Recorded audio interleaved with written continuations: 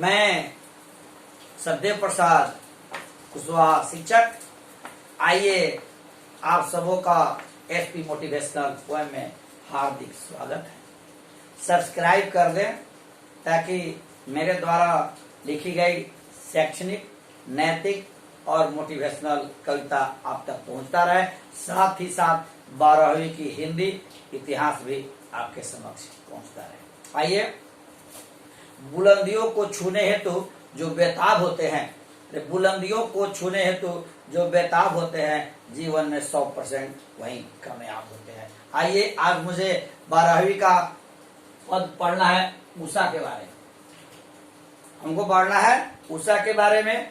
तो उषा एक ऐसा शब्द है जिसकी स्मरण से ही पूरे शरीर में रोमांच हो जाता है, नस नस में खुशी आ जाती है, क्योंकि उषा शांति और विकास का प्रतीक है, विनम्रता और विमलता का प्रतीक है। या यूं कहा जाए, उषा प्राकृतिक सौंदर्य का एक रूप है कि जो हर आदमी को प्रसन्न कर देता है। भला कौन ऐसा व्यक्ति है जो उषा काल में खुश नहीं होता है। आइए हम लोग अब पढ़े उषा है क्या। तो उषा के बारे में हम लोग सबसे पहले यह जाने कि सूर्योदय होने के समय एक लालिमा रेशम की किरण जैसे मेरे पास आती है, हम सभी को छूती है, हम सभी को टच करती है और मेरी धरती को भी चूमती है। तो सूर्योदय के समय जो मेरे पास लालिमा आती है, सूर्योदय के समय जो हमारे पास लालिमा आती है, या सूर्योदय के कुछ पहले जो हमारे पास जो लालिमा आती है, उस लालिमा के पहले आकाश में कुछ नीले शंख का आकार जैसा दिखाई पड़ता है। कुछ आकाश में नीले शंख के जैसा दिखाई पड़ता है, जिसको कवि ने उसे नीले शंख भी कहा है। और उस सूर्योदय के पहले जो लाल किरणें आती है, उसके पहले जो आकाश जो मुझे दिखाई पड़ता है, उसकी तुलना इस कवि ने चौके से किया है। चौका मतलब जिस तरह हमारे घर की महिलाएं जगने के पहले सबसे पहले कौन कार्य करती है, वह चौका को लिपने का काम करती है। तो इस चौका की तुलना इस कवि ने नीचे वाली चौके की तुलना आकाश में जो सूर्य की किरणें आने की पहले जो आकाश में जो छाया रहता है, उसको कवि ने उसे भी चौका कहा। आइए अब हम एक एक करके इनके प्रश्नों का उत्तर भी पढ़ेंगे, लेकिन पहले एक बात मैं आपसे कहना चाहूंगा, किसी भी विषय को पढ़ने के पहले उस दिमाग में एक प्रारूप बैठा लेना चाहिए। जैसे मैं पढ़ रहा हूं कि अगर मैं कहूं कि मैं मोतिहारी एक शहर है, तो मुझे लगता है कि नहीं, मोतिहारी देहात से अच्छा होगा, वहां बड़े बड़े मकान होंगे, लोग होंगे। और उसी के बाद हम कहेंगे नहीं, मोतिहारी के बाद अगर हम पटना की बात होगी तो हमको दिमाग में यह बैठाता है कि नहीं, मुजफ्फरपुर से और मोतिहारी से बड़ा शहर पटना होगा। फिर अगर हम दिमाग में बैठा कि नहीं दिल्ली है, तो हम दिमाग में यह सेट करते हैं कि नहीं, पटना से भी बड़ा दिल्ली मकान होगा, वहां लोग होंगे, पढ़े लिखे लोग होंगे, बहुत सी गाड़ियां होगी। फिर अगर बम्बे की बात हो तो हम सोचते हैं कि नहीं, दिल्ली से भी बड़ा बम्बे में मकान होगा, लोग होंगे। तो हमारे दिमाग में एक प्रारूप बैठता है। ठीक उसी प्रकार किसी भी चीज को समझने के पहले हमारे दिमाग में एक प्रारूप बैठा लेना चाहिए। जैसे मैं आपको प्रारूप के बारे में मैं यह कहना चाहूंगा, जैसे सूरज है, क्या है, मैंने कल्पना किया कि यह सूरज है, सूरज की लाल किरणें निकल रही है, सूरज से लाल किरणें निकल रही है, और लाल किरण आने के पहले आकाश में जो दिख रहा है नीले रंग का, इसी को शमशेर बहादुर सिंह ने इसको चौका कहा है। जैसे घर को जो औरतें लिपटने का कार्य करती है, उसीलिए जो उसका रंग होता है, उसी प्रकार स्वच्छ आकाश का रंग, ठीक घर की लिपाई का जो रंग होता है, वही आकाश का भी होता है। इसीलिए इस कवि ने इस सूर्योदय के लालिमा आने के पहले आकाश में जो घिरा हुआ रहता है, छाए हुए रहता है, उसको कवि ने चौका कहा है। क्या कहा है? चौका कहा है। तब हमको यह पढ़ना है, आपसे पूछे कि उषा कविता कि लेखक कौन है, इसे कवि कौन है, तो लिखेंगे शमशेर बहादुर सिंह। क्या लिखेंगे? उषा कविता के कवि कौन है? शमशेर बहादुर सिंह। आपसे पूछेगा कि जन्म कब हुआ था, लिखेंगे 1911 ईस्वी में। आपसे पूछेगा कि शमशेर बहादुर सिंह का जन्म कहाँ हुआ था, लिखेंगे देहरादून। अगर आपसे ये भी पूछेगा कि देहरादून किस राज्य में है, तो लिखेंगे उत्तराखंड। आपसे पूछेगा प्रातः का नभ कैसा था, प्रातः का नभ कैसा था, तो लिखेंगे नीले राख के समान, नीले शंख के समान। नीले राख के समान लिखे या नीले शंख के समान, लेकिन लिखेंगे नीले शंख। आगे फिर आपसे पूछेगा जन्म स्थान। हमारे देखें ऑप्शन बहुत भी आ सकता है, लेकिन हमको सिर्फ केंद्र बिंदु पर पहुंचना है। हमको कहां पहुंचना है? सिर्फ केंद्र बिंदु। जैसे द्रोणाचार्य के 5 शिष्य थे, युधिष्ठिर, भीम, अर्जुन, नकुल, सहदेव। सभी को वाहन चलाने की शिक्षा द्रोणाचार्य दे रहे थे। एक दिन परीक्षा लेना था कि भाई कौन कितना जानता है। एक दिन सभी शिष्यों को बुलाया और एक बहुत बड़ा बर्तन लिया गया, उसमें तेल डाल दिया गया और उसके ऊपर एक मछली लटका दी गई और सभी से यही बोला गया कि तीर को नीचे देखना है, कड़ाह में देखना है और ऊपर तीर मछली के आंख में मारना है। तो अर्जुन के अलावे जो भी भाई थे सभी ने द्रोणाचार्य, आपको क्या दिखाई पड़ा है? तो कोई कहा कि पूरी मछली हमको दिखाई पड़ रहा है, कोई कहा कि मछली का पूंछ भी दिखाई पड़ रहा है, कोई कहा कि अपनी अपनी बातें रखी।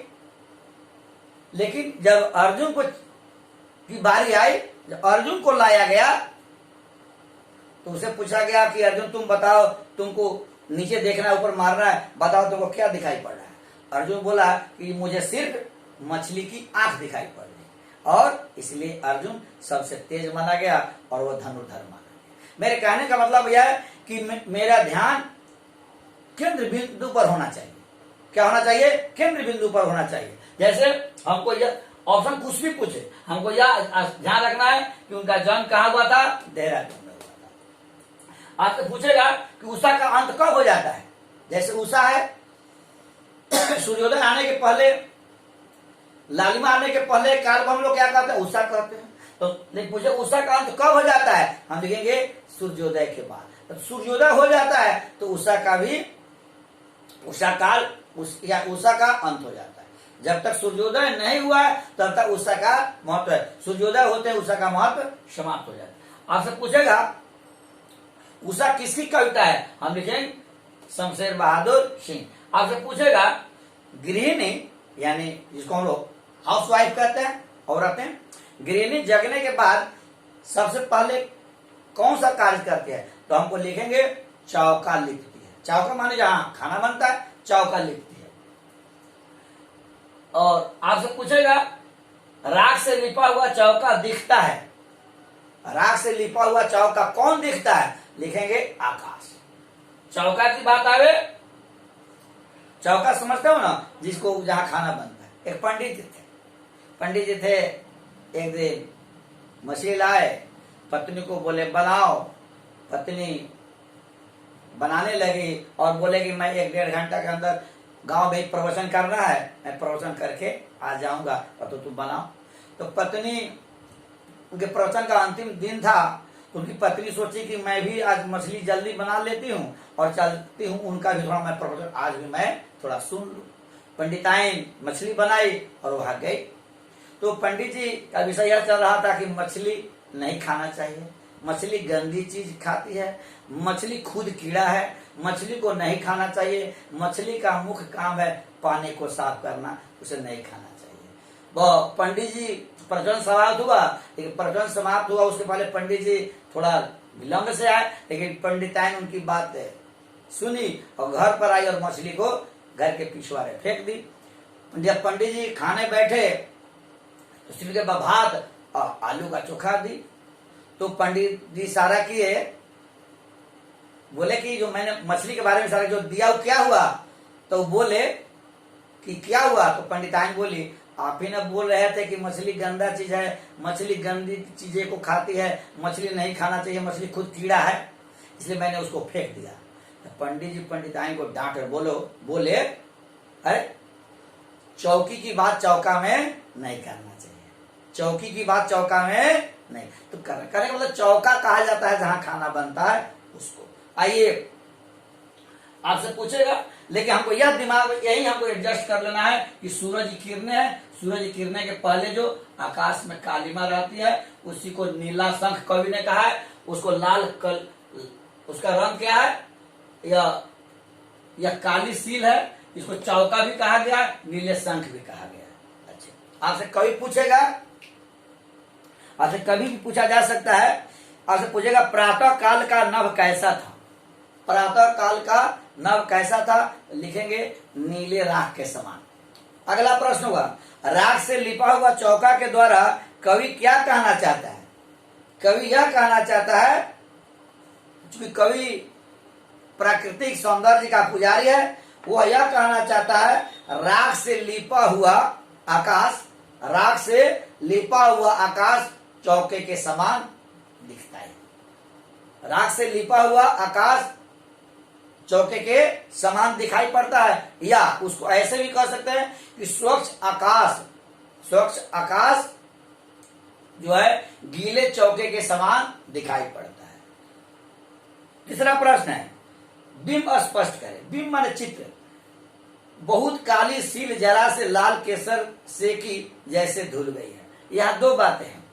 पहली बात है, पहले प्रतिबिंब के बारे में कहा गया कि कवि यह कहना चाहते हैं कि जब महिलाएं जगती है तो घर का लिपने का काम करती है, और उसके बाद जब खाना बनाने लगती है तो वह सिलवट पर मसाला पीसती है, और मसाला पीसने के बाद वह केसर पीसती है, मसाला पीसने के बाद वह केसर पीसती है, और जब सिलवट को वह धोती है तो उसका रंग हल्का लाल सा हो जाता है, या उसमें हल्का धोने के बाद लालिमा आ जाती है। ठीक उसी प्रकार सूर्य के उदय होने के बाद यह काली सील आज लाल केसर से धुल गई है, यानी सूर्योदय होने के बाद यह काली सील लाल हो गई है। कैसी हो गई है? लाल धुल गई है, इसका मतलब पूरे यह लाल हो गई है। यह जब सूर्योदय होगा तो सूर्योदय होने के पहले जो आकाश में जो कालिमा दिखाई पड़ती है या चौका के रूप में जो दिखाई पड़ता है, स्वाभाविक है कि सूर्योदय होने के बाद यह क्या हो जाता है, यह लाल हो जाता है। अब मेरा चौथा प्रश्न है, उषा का जादू कैसा है। आपसे पूछेगा उषा का जादू कैसा है, तो लिखेंगे उषा का जादू नीले शंख के समान है, राख से लिपे हुए चौके के समान है। दो बातों को जरूर रखना है कि उषा का जादू कैसा है, तो नीले शंख के समान है, नीले राख के समान है, और राख से लिपे हुए चौके के समान है, जो सूर्योदय के बाद लालिमा युक्त हो जाती है। और आज पांचवा प्रश्न पूछेगा कि लाल केसर और लाल खड़िया चाक किसके लिए प्रयुक्त हुआ है, किसके लिए उपयोग हुआ है, तो इसके बारे में हम लिखेंगे कि लाल केसर और लाल खड़िया चाक किसके लिए प्रयुक्त हुआ है। इसके बारे में हम लिखेंगे कि लाल केसर और लाल खड़िया किसके लिए प्रयुक्त, लिखेंगे आकाश के लिए। क्या लिखेंगे? आकाश के लिए। क्या लिखेंगे? आकाश के लिए। लेकिन लिखे मुझे छोटी छोटी बातों पर ध्यान देना है कि जन्म कहाँ हुआ था?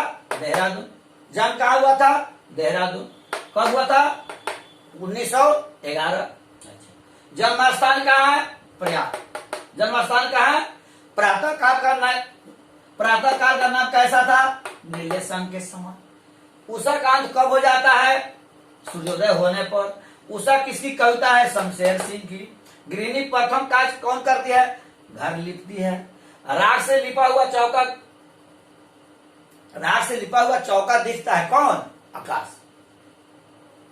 फिर आपसे पूछेगा कि उषा क्या है। हो सकता है आपसे पूछे उषा क्या है, उषा से आप क्या समझते हैं। तो उषा हमने कहा ना, उषा सूर्योदय की लालिमा आने के पहले, सूर्य की लालिमा आने के पहले जो आकाश में हल्का नीले रंग का जो आकाश छाए हुए रहता है, उसी को हम लोग उषा कहते हैं। उषा एक ऐसा शब्द है जिसके सुनते ही मेरे पूरे शरीर में, पूरे मानव जाति में एक नया रोमांच होने लगता है, खुशियां होने लगती है, क्योंकि यह उषा शांति और विकास का प्रतीक है, विनम्रता और विमलता का प्रतीक है।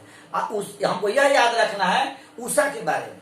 देखिए बहुत ऐसे प्रश्न है, बहुत ऐसे प्रश्न है, प्रश्न का उत्तर प्रश्न में ही होता है। ये हमें समझ, उषा के बारे में हमको यह समझ लेना है कि सूर्योदय होने के पहले, लालिमा निकलने के पहले, जो लालिमा निकलने के पहले जो आकाश की जो कालिमा में कुछ कमी आ जाती है, जब सूर्योदय की किरणें निकलने के पहले कुछ ऐसा लगने लगता है कि अब सुबह होने वाला है, तो वह जो है उसमें काली पट्टी जो है उसका रूप बदल जाता है, उसमें हल्कापन आ जाता है, उसमें कालिमा नहीं रहती, वह नीले संख के आकार का दिखने पड़ता है, राख के आकार का दिखाई पड़ने लगता है, क्योंकि सूरज की किरणें जो आने लगती है उसका भी प्रभाव उस पर कुछ पड़ने लगता है, इसलिए कालिमा नीले शंख के रूप में परिणत हो जाती है और लिपे हुए चौके के रूप में परिणत हो जाती है। ठीक है, अगला प्रश्न शेष बाद में होगा। जय हिंद, जय भारत।